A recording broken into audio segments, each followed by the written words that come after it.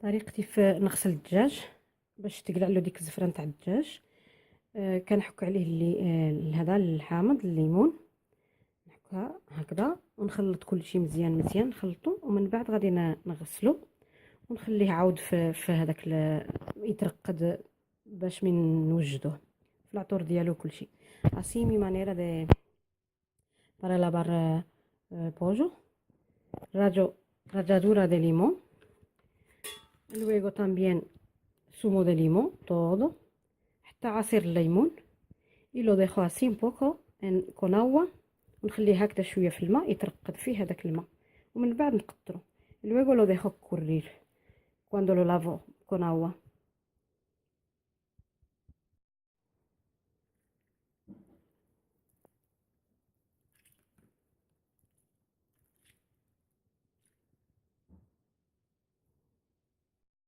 من بعد ما غسلت هذا الدجاج غادي نخليه يتقطر.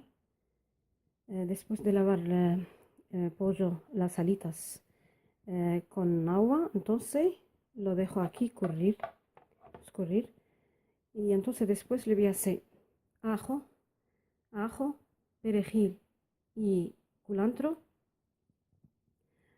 pollo, una cucharada, lo que queráis, una cucharada grande también de especie para el pollo, también colorante alimentario, y lo dejo, puede una noche, puede 1 hora, 2 horas, lo que queráis, pero tiene que quedarse ese para el peseto para que le da el sabor a la carne, al pollo.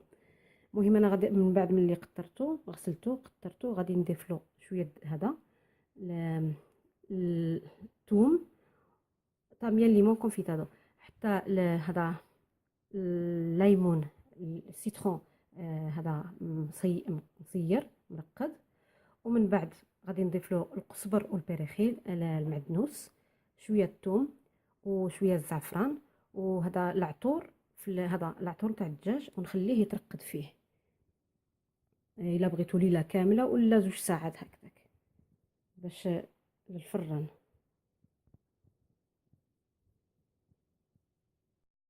y ya le hago esto poco de especie una cucharada، واحد المعلقه نتاع هذا نتاع الدجاج، راه فيها الملح بلا ما تكثروا الملح porque tiene sal la especie de pollo، entonces yo no hago mucha sal. Después una cucharada de aceite, bien una cucharada de aceite، y le hago colorante alimentario ahora. درت له شويه زعفران، درت poco de colorante alimentario، وواحد الزيت طمبين، درت له الزيت معلقه، ومن بعد غادي نخلطو، وتقدروا تخليه 2 ساعات 3 تاع الساعات او ليله كامله.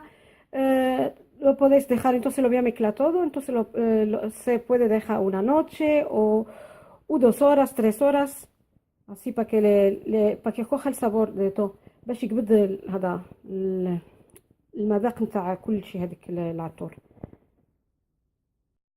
هو نخليه هكذا، نخليه الا بغيتو كاع تخليوه 2 ساعات ولا كيما قلت لكم ليله كامله الا بغيتو حتى ديروه في الفران. y ahora lo dejo así، podéis dejarlo 2 horas o una noche entera con esto hasta que lo hagáis en el horno، para que cueza en el horno pero sin agua، بلا ما يطيب هذا بلا الماء، يطيب غير شويه وصافي poca nada más agua no mucho. y ya voy a hacer papel de plástico de alimentario y lo dejo en la nevera. غادي ندير واحد البلاستيك وغادي نخليه في الثلاجه.